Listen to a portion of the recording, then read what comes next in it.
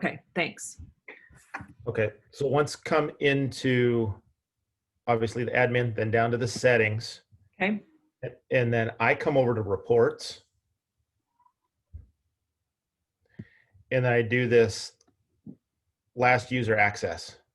okay, And I go ahead and run it. And it takes a little bit to run, so you aren't going to get it right away. It'll tell you that you have a download available. And so then when you download it, when it does its thing, yeah,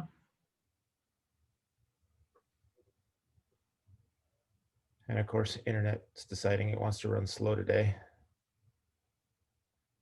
It comes out as a CSV file, okay, and my default right now is numbers. numbers. So then when it opens up, I usually print this out.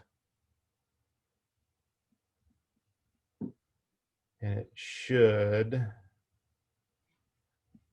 I come back in and then I order it by last access.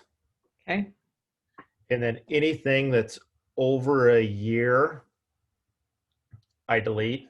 mhm. Unless, well, I know this one's well over a year, but this is also within the 5 years of when we did the application process. Because that's when we hired Mark, Brooke, and Laura.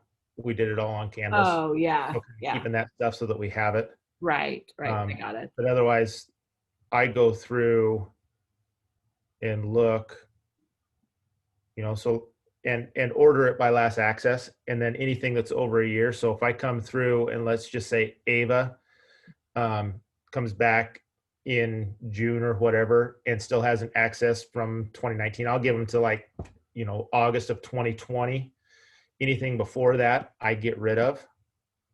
Right, okay. So how I do that is I just come to people, Mm-hmm. because it puts them in alphabetical order, Oh, then you can find them. Got it. and then I just search. Yeah. So like I would do Ava, and then it comes in here, and then it'd be, and they're getting their own instance. I know last login was May 11th, so I could come in here, say, come into Ava Noid, and then I just come in here and delete from ESU7, and then it asks you, are you sure you want to do it?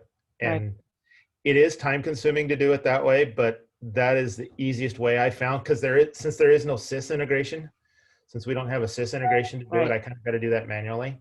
Right. I haven't deleted any courses out of there since we started either. Yeah. I might start doing that this summer if something's several years old. Do you have anything set up under sub accounts? Yes. Okay, so I have some sub accounts that now have their own instance, so I could just go delete that whole account, sub account. Yeah, I've told teachers, I know I have one of mine, Lakeview is coming on, and I've had a teacher use it. I said, don't worry, because they're just going live. They're finally got their instance ready to go yesterday. Yeah, but these are some that have gone on their own like 3 or 4 years ago. Oh, yeah, you probably could then. Yeah, like a Pierce and a Madison. Okay. Yeah. Yeah, no, I won't do anybody that's, because they'll want to pull their courses over. Yeah, I've left mine. So like Lee, I have 176 courses in my Lee instance.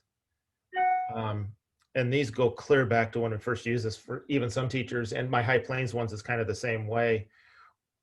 Like these Algebra 2s from Jay Kanak, I could probably get rid of, because one, he's no longer there, and two, these are probably clear back in 15. Yeah.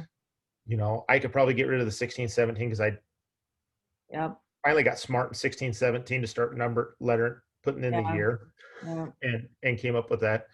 So some of these I can probably start going back and getting rid of some of those courses if I wanted to. I just haven't done that yet. Yeah. And then I wondered, and I don't know, I haven't played around with it enough, if there was any way to search by email domain. When you're in people, I think you can. Because I wondered then I could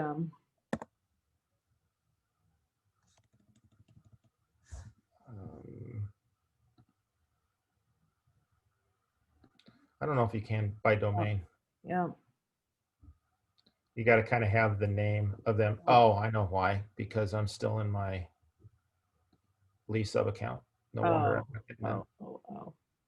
HDC there.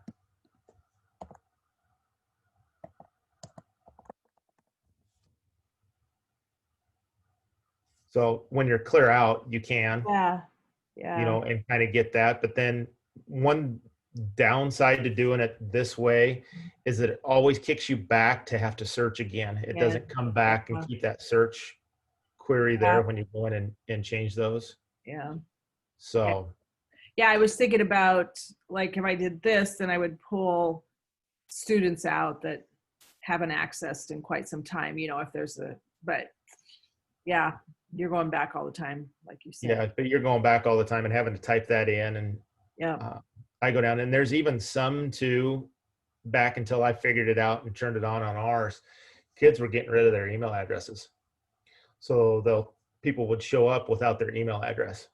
Oh, So, you know, you have to go in and type that name in.